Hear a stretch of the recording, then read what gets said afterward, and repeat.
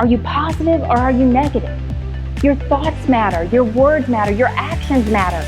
Your attitude matters.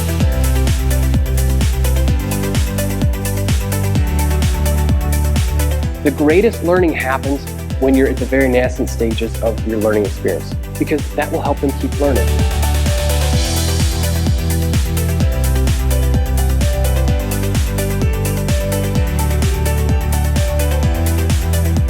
So you have an opportunity to meet most of the individuals that attend. It's a great opportunity for connections. We had never been before, and we loved it. How do we build a frictionless customer experience, which is what they expect based upon their best experiences out there? Nobody wants to talk about that we're all going to die someday. So what can we do to initiate that conversation? That's where the teaching model comes in.